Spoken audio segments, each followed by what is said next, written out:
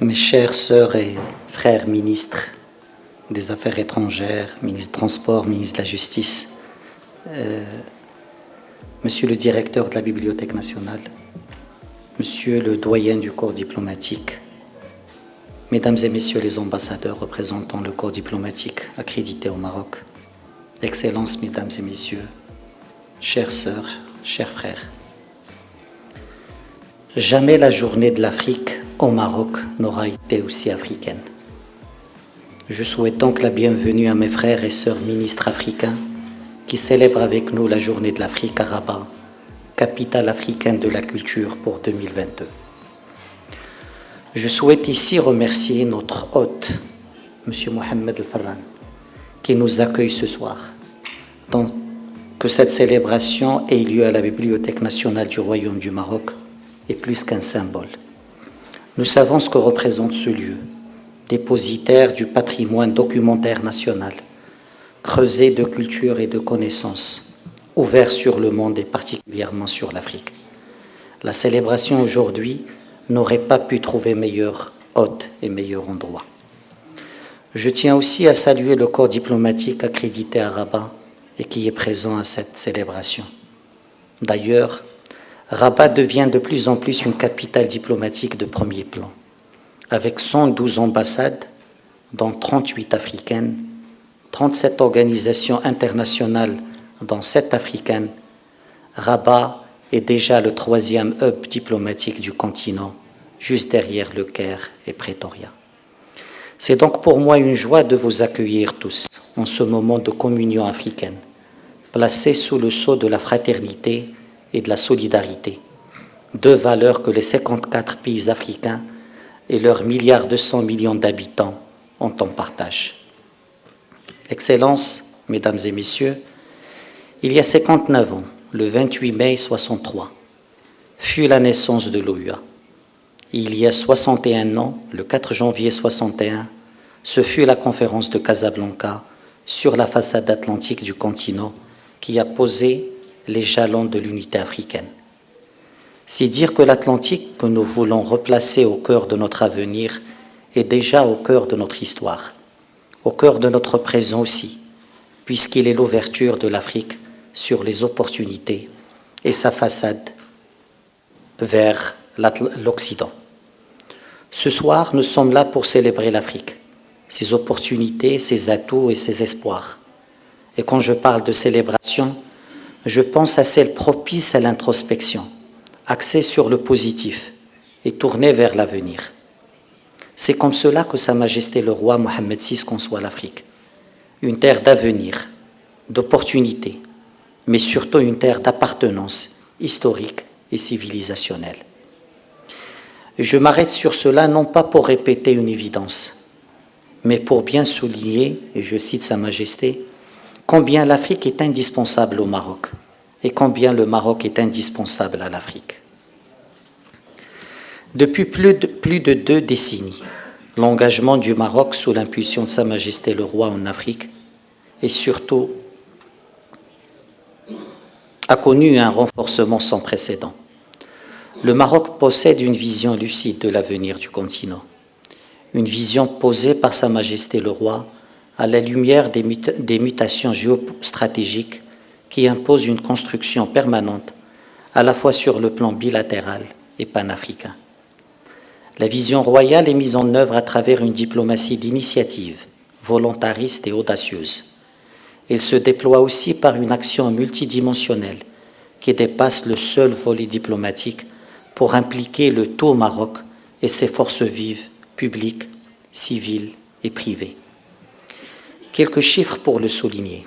D'abord le chiffre 1 pour le classement de l'Afrique dans les destinations des visites royales. Plus de 50 visites royales dans toutes les sous-régions du continent depuis 1999.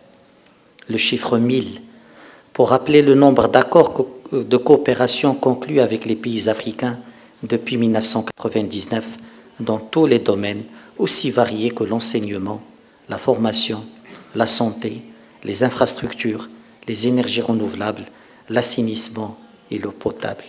12 000 pour rappeler le nombre d'étudiants africains provenant de 47 pays, dont plus de 90% boursiers de l'État marocain, qui poursuivent leurs études dans les instituts supérieurs et à travers le canal de la coopération. Le chiffre 1700, qui correspond au casque bleu marocain, déployé dans 3 opérations de maintien de la paix sur le continent, la MINUSMA, la MONUSCO et la MINUS. Et enfin, le chiffre 1 encore pour le classement de l'Afrique dans la destination des investissements directs marocains, soit 67%, dans le déploiement des filiales internationales des banques marocaines. Chères sœurs, chers frères, les visites royales constituent le référent central de cette politique continentale. Il ne s'agit pas d'un hasard, mais d'un choix stratégique, un choix de cœur aussi. Il est d'ailleurs significatif que les axes structurants de la politique africaine du Maroc aient été déclinés dans 3 discours royaux prononcés dans 3 grandes capitales africaines. À Abidjan, le 24 février 2014, à Dakar, le 16 novembre 2016, et à Addis Abeba, le 31 janvier 2017. Et les axes de cette politique peuvent être résumés comme suit. D'abord, l'afro-optimisme. De là, l'appel royal qui reste célèbre, que l'Afrique doit faire confiance à l'Afrique. Le deuxième, c'est le partenariat d'égal à égal, affranchi de tous les relents d'influence. Troisièmement, la solidarité active, tournée vers l'engagement sincère et pour la construction panafricaine. La création de valeurs qui ne répond pas aux approches mercantilistes et privilégie l'investissement au commerce et le co-développement au profit immédiat. Et enfin, la centralité de la dimension humaine à travers une coopération concrète tournée vers les populations, éducation, santé, développement humain, logement social, etc. Cette dimension humaine est renforcée par les liens entretenus à travers les diasporas. Je veux ici rendre hommage à la diaspora africaine au Maroc et à la communauté marocaine établie dans les pays africains frères, comme vecteur de rapprochement et garant de liens au sein de cette même famille africaine. Excellences, Mesdames et Messieurs, à l'image de nos pays, notre Afrique est défiée par le monde autour. Il se transforme à une vitesse telle que nous ne pouvons compter que sur notre solidarité et notre capacité collective de résilience. Le thème de la nutrition et de la sécurité alimentaire choisi pour la Journée de l'Afrique illustre cette réalité. Alors que l'Afrique possède 65% des terres arables de la planète, plus de 21% de la population africaine souffre de malnutrition sévère. L'une des causes en est sans doute que seuls 10% de ces terres sont exploitées. Pourtant, l'agriculture est un formidable moteur de croissance. Il contribue pour 30% du PIB de l'Afrique et emploie 55% de la population active. La prospérité du continent est donc étroitement liée à l'évolution de son secteur agricole. C'est dire que la capacité du continent à user de ses ressources de manière efficace est cruciale, non seulement pour la sécurité alimentaire africaine, mais aussi celle du monde. C'est dire aussi que la question de la sécurité alimentaire en Afrique est une priorité qui n'accepte aucun compromis face à l'urgence imposée par les dérèglements climatiques et l'explosion des prix des denrées essentielles. Les paroles prononcées par Sa Majesté le roi Mohammed VI à la 2e édition du Forum international de Dakar agricole le 18 avril 2011 avaient à cet égard une portée avant-gardiste. Et je cite, « L'Afrique est tenue de valoriser son potentiel agricole pour pouvoir relever les défis à venir. » C'est la voie que le Maroc a choisie sur le plan national. La sécurité alimentaire est effectivement un principe fondateur du nouveau modèle de développement 2035. Sur haute orientation royale, le Maroc n'a cessé d'actualiser et d'adapter son plan Maroc vert en y ajoutant des stratégies sectorielles telles que Génération Green 2030 ou encore la stratégie nationale de l'économie bleue. Au niveau continental, la sécurité alimentaire est l'un des domaines où la solidarité agissante du Maroc s'exprime le plus. Plus de 38 accords dans le domaine agricole avec 18 pays africains dans le domaine agricole ont été signés. Le Maroc a également lancé l'initiative Triple A pour l'adaptation de l'agriculture africaine et agit à travers l'OCP pour développer des unités de production d'engrais en Éthiopie, au Ghana, au Nigeria, en Zambie, au Rwanda et au Gabon, avec des programmes de formation des fermiers. Excellences, chères sœurs, chers frères, être africain, ce n'est pas seulement être d'Afrique, c'est être l'Afrique.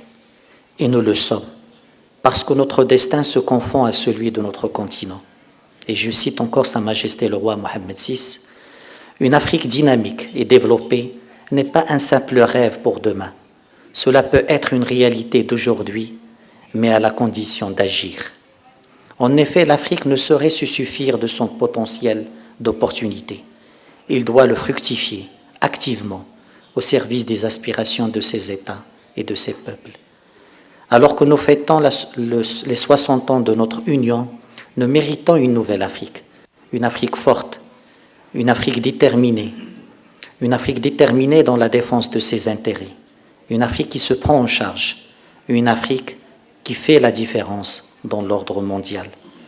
Bien évidemment, les pessimistes ne manquent pas, les critiques non plus. N'en déplaise à ceux-là, l'espoir n'a jamais été autant permis. L'espoir est l'autre nom de l'esprit entrepreneurial de l'Afrique. 6 des 10 pays qui se sont développés le plus à l'international sont africains. L'espoir est l'autre nom du rendement des investissements directs étrangers en Afrique, qui est le plus élevé au monde, 14% en Afrique, comparé à seulement 7% à l'échelle mondiale. L'espoir est l'autre nom de la ZLECAf, plus grande zone de libre-échange du monde, avec ce milliard de 100 millions de consommateurs et qui devrait doubler d'ici 2050. L'espoir est enfin l'autre nom de la jeunesse africaine, qui est la véritable richesse et le dividende d'avenir de notre continent. Alors oui, l'espoir est permis, tous les espoirs sont permis pour notre continent.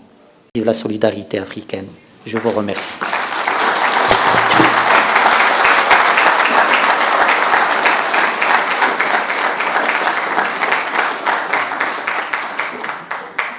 قبل ما تخرجوا ما تنسوش تابوناو في العشان يوتيوب وبارطاجيو الفيديو وديروا جيم وتابعوا الدار على مواقع التواصل الاجتماعي.